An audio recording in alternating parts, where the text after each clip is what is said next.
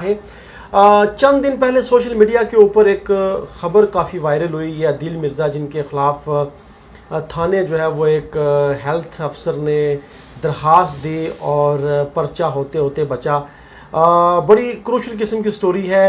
कोटली शहर के हालात जो है वो आपके सामने हैं। मैंने हमेशा कहा कि कोटली शहर जो है वो शायद लावारस लोगों का शहर है। अजीब व गरीब कैफियत होती है इस शहर से। वैसे तो ये जो तल्ख दास्तान है वो काफ़ी लंबी है, लेकिन जब पिछले 10 सालों का हम जायज़ा लें तो को पता चलता है कि कोटली शहर के लोगों पर सरकारी नौकरियों के दरवाजे बंद और सरकारी अदारों के अंदर दाखिला भी बंद, और ऐसी ऐसी इबरतनाक स्टोरियाँ, ऐसी ऐसी दर्दनाक कहानियाँ। मैं इंशाल्लाह इलेक्शन तक हर रोज़ आपके लिए एक स्टोरी ज़रूर पेश करूँगा ताकि कोटली शहर के लोगों को पता चले कि वो किस हाल में जी रहे हैं और किन हालात में जी रहे हैं और उनको कैसे जीना चाहिए। अदील मिर्ज़ा की तरफ चलते हैं, उनसे पूछते हैं। चंद दिन पहले ग़ालिबन शफ़क़त शाह साहब ने आपके ख़िलाफ़ एक दरख्वास्त जो है वो मूव की सिटी थाना कोटली में। क्यों उनको जो है वो ज़रूरत पड़ी, वो आपके ख़िलाफ़ जो है उन्होंने थाने दरख्वास्त दी, कौन सा जुर्म किया था आपने? शुक्रिया फैसल साहब। मामला ये था कि 2 फरवरी को पूरे राज्य कश्मीर में 29 जूनियर क्लर्क थे, उनकी प्रमोशन हुई और वो B11 से B14 में तरक्याब हुए। उन 29 में से 5 का तलक कोटली ज़िले से था। उनकी तरक्याबी की वजह से पीछे 5 पोस्टें खाली हो गई थी जूनियर क्लर्क की। शफ़क़त शाह साहब ने यह किया कि 2 तारीख को वो तरक्याब हुए और 9 तारीख को इन्होंने ऑर्डर कर दिए उन खाली पोस्टों पे नए लोगों के अडाक पे परमानेंट अडाक। तो वो भी सारे लोग उन्होंने सेंसा के लगाए थे। 5 के 5 बंदे उन्होंने सेंसा के लगाए थे 9 तारीख को, और 10 तारीख को डीजी हेल्थ सरदार आफ्ताब साहब ने उन ऑर्डर को मनसूख कर दिया था तारीख़ अजरा से, और उन्होंने कहा था कि आप नेशनल अखबार में इश्तिहार दे के मेरिट के ऊपर इनकी तैनातियाँ करें। इन्होंने काम ये किया कि ऑर्डर कैंसिल होने के बावजूद इन्होंने दोबारा नए ऑर्डर जारी कर दिए। पहले 5 पोस्टें थी, तो फिर वो सरवर कियानी साहब शारदा वाले वो भी अपनी मुद्दत मुकम्मल करके रिटायर हो गए थे। 6 पोस्टें हो गई थी।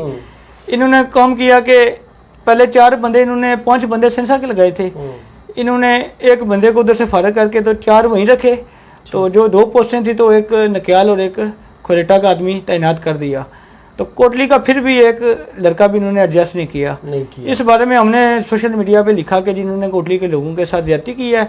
इतना बड़ा हल्का है, 1 लाख से ज़्यादा आबादी है इसकी, तो कम अज़ कम आप कोटली की पोस्टों पे कोटली के बंदूकें लगाएं। इस बात पे आपके खिलाफ दरखास्त होगी? इस बारे में उन्होंने मेरे खिलाफ दरखास्त दे दी थी कि इन्होंने सोशल मीडिया पे मेरे बारे में लिखा है। पुलिस ने कार्रवाई की? फिर नहीं, उन्होंने मुझे फ़ोन किया था कि आपके बारे में उन्होंने शफ़क़त शाह साहब ने दरखास्त दी थी, तो पर्चे का हुक्म है। ठीक है, तो आप मैं थाने गया तो मैंने उनको दरखास्त देखी, मैंने तो मुझे पता चला कि वो DHO साहब ने मेरे बारे में दरखास्त दी है। तो मैंने फिर उनको बताया कि मामला सारा ये था। फिर इतने इस्ना में मुझे दोस्त अहबाब थे, उन्होंने फ़ोन शोन किया है, ठीक है ये मामला था, खबर वायरल हो गई। जी। तो उस पर यह हुआ कि फिर मलक नवाज साहब ने SP साहब को फ़ोन किया है कि ये मामला है सारा के कोटली की पोस्टों पर उन्होंने सेंसा के बंदे लगाए हुए, तो कोई बंदा इस पर बात भी ना करे ये वो। तो फिर उन्होंने SHO साहब को फ़ोन किया है, तो फिर वो नज़रीन, ये जो अदील मिर्ज़ा बात कर रहे हैं ये बहुत आम सी बात है। इससे भी ज़्यादा इबरतनाक स्टोरियाँ, इससे भी ज़्यादा इबरतनाक दास्तानें और कहानियाँ इस शहर के अंदर मौजूद हैं। ख़वातीन के साथ नौकरी के नाम पर जो जुल्म और बर्बरियत हुआ वो एक अलग स्टोरी है। ऐसी बेशुमार ख़वातीन के साथ मेरा रब्ता हुआ। मैं कोशिश करूँगा कि किसी ख़वातीन को कन्विंस करूँ और वो सोशल मीडिया पे आके बात करूँ उससे कि उसके साथ क्या कुछ हुआ, तबादलों के नाम पर और सरकारी नौकरियों के नाम पर क्या कुछ इस शहर के अंदर होता रहा।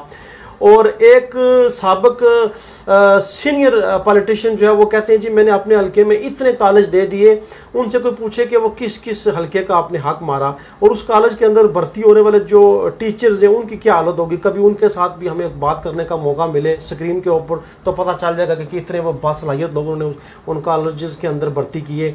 इसके अलावा शहर के पढ़े लिखे लोग जो है वो मजबूर होकर बैरून ममालिक भागते हैं, मजदूरियाँ करते हैं। शहर के लोगों के ऊपर पिछले 10 सालों से जो है वो नौकरियों के दरवाजे बंद हैं। कोटली शहर के लोगों को लगता है कि आज़ाद कश्मीर के अंदर जो सियासी निज़ाम है, दरअसल ये सियासी निज़ाम नहीं बल्कि ये कोई गुंडा राज है जो शहर के लोगों, पढ़े लिखे नौजवान लड़के और लड़कियां जिनके ऊपर सरकारी नौकरियों के दरवाजे बंद हैं। इसके अलावा और क्या क्या यहाँ अदारों के अंदर होता रहा, सियासी रहनुमाओं के कहने पर, सियासी वज़रा के कहने पर, MLA साहिबान के कहने पर, वो स्टोरियाँ जब मैं आपके सामने लाऊंगा तो इंशाल्लाह आपकी आंखें खुल जाएंगी। अब भी अगर शहर के लोग नहीं जागेंगे तो फिर कब जागेंगे? आदिल मिर्ज़ा सियासी कारकुन है, आप सियासी कारकुन बहुत एक्टिव होता है, बहुत मौसर रोल होता है जमातों के अंदर, माशरे के अंदर। शहर से आपका ताल्लुक़ है, बहुत अच्छा किया आपने बोले, अल्लाह करे पूरा शहर जो है वो बोलना शुरू हो जाए। शहर वैसे तो बेशुमार मसाइल हैं शहर के, पढ़े लिखे लोग, नौजवानों के नौकरियों के मसाइल भी हैं। ये मसाइल आपके नज़दीक कौन हल कर सकता है? ज़रा हल करने पे हैं तो कोई भी कर सकता है। मकामी अगर कोई उम्मीदवार, अगर शहर से कोई उम्मीदवार अगर असम्बली में जाए तो आप समझते हैं कि वो बेहतर अंदाज से शहर के लोगों के मसाइल हल कर सकता है? ज़रा प्रॉब्लम तो हैं, फंड की बात में प्रॉब्लम होती है, दूसरे वज़रा की हल्कों में मुदाखलत होती है जिसकी वजह से काम नहीं हो सकते।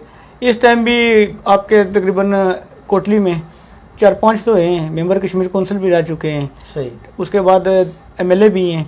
ज़रा दिन ब दिन जो जो आबादी में इजाफा होता है, ट्रैफिक में इजाफा हो रहा है, प्रॉब्लम है, ठीक है। तो इसका कोई नहीं है कि मकामी या गैर मकामी, ठीक है। तो इसका ये होता है कि आपकी तरजीहात क्या हैं, आपने काम करना है या नहीं करना, ठीक है। जिन लोगों ने सारी उम्र शहर के लोगों का इस्तेहसाल किया, अब वो ख्वाब देख रहे हैं कि यहाँ से इलेक्शन लड़ें, असम्बली में जाएं, तो आपको लगता है कि शहर के लोग उनके ऊपर एतमाद करेंगे दोबारा, बार बार धोखा खाने के बाद, बार बार अपनी तजलील करवाने के बाद? मेरे ख्याल में कोटली में जो काम हुए हैं वो भी मुस्लिम कॉन्फ्रेंस के दौर में हुए हैं, ठीक। ऐसा कोई काम नहीं है जो मुस्लिम कॉन्फ्रेंस के दौर के अलावा हो। रोड्स आप देख लें, हॉस्पिटल आप देख लें, जितने भी कोटली शहर में काम हुए हैं वो मुस्लिम कॉन्फ्रेंस के दौर में हुए हैं। कोई ऐसा काम हो को जो मुस्लिम कॉन्फ्रेंस ने ना किया हो, ठीक है, ठीक है। तो मुस्लिम कॉन्फ्रेंस के दौर में हॉस्पिटल है, शौकत शाहब साहब एडमिनिस्ट्रेटर बने हैं मुस्लिम कॉन्फ्रेंस के दौर में, उन्होंने काम करवाए। बाकी स्टेडियम जो है कोटली का, ठीक है, ये तो एक सियासी बात हो गई, ठीक है, आपकी जमात है। और मुस्लिम कॉन्फ्रेंस का जो 5 साल दौरा है उसके ऊपर भी हम जायजा लेंगे, पूरी रिपोर्ट आपके लिए पेश करेंगे आपके सामने। शहर के मसाइल कैसे हल होंगे, शहर के नौजवानों को रोज़गार कौन मुहैया करेगा, शहर के लोगों को नौकरियां कैसे मिलेंगी, शहर के लोगों को जब वो अदारों के अंदर जाते हैं तो उनकी इज़्ज़त जो है वो, उनका एहतराम जो है वो वहाँ पर जो है वो उस तरह से नहीं होता, क्योंकि मुकामी लोग अदारों के अंदर हैं ही, होते ही नहीं हैं। तो ये कैसे सारे मसाइल हल होंगे? देखें कि पहले आपका हल्का बहुत बड़ा था, ठीक, फंड जो आते थे तो वो डिवाइड हो जाते थे, ठीक है। जो राजमहल वाला हल्का था वहाँ पे ज़्यादा पसमानदगी थी, लोग दूर दराज रहते थे, रोड्स की प्रॉब्लम थी, पानी का था, ठीक है। तो ज़्यादातर फंड वगैरह वहाँ पे खर्च होते थे, ठीक। तो अब यह है कि आपके कोटली शहर में 2 हल्के बन गए, तो फंड्स भी अब डबल आपको मिलेंगे। तो जो कोटली का फंड है वो कोटली में खर्च होगा, ठीक। तो राजमहल ऐसा हो, जब आपको थाने से कॉल आई कि आपके खिलाफ जो है वो दरखास्त है, तो क्या फीलिंग्स थी, क्या आपने महसूस किया? कुछ फीलिंग नहीं थी, ठीक है, घबराए नहीं है, इसमें घबराने की कौन सी बात है, ठीक है। और जब आपको ये पता चला कि जो है वो DHO साहब ने आपके खिलाफ दरखास्त दी, उस वक्त आपने क्या सोचा? मुझे पता था, मैंने सोचा था कि वो ये काम करेंगे, क्योंकि मैंने उनकी कुछ ज़ातियात पे तो नहीं अटैक किया था, ये एक जेन्युइन प्रॉब्लम थी, मामला था। उन्होंने कोटली शहर की पोस्टों पे बाहर के लोगों को लगाया था, तो मैं तो हक पे था, ठीक है, मैंने तो ठीक बात की थी, मुझे परेशानी की कोई बात नहीं थी। मैंने उनकी कोई ज़ातियात पे कोई हमला तो नहीं किया था या कोई उनकी पर्सनल लाइफ पे कोई मैंने लिखा था। आपका ताल्लुक चूँकि शहर से है, जब आपने आवाज़ उठाई इस जुल्म और बर्बरियत के ख़िलाफ़, तो शहर के लोगों ने आपको बैकअप किया, आपके साथ खड़े हुए?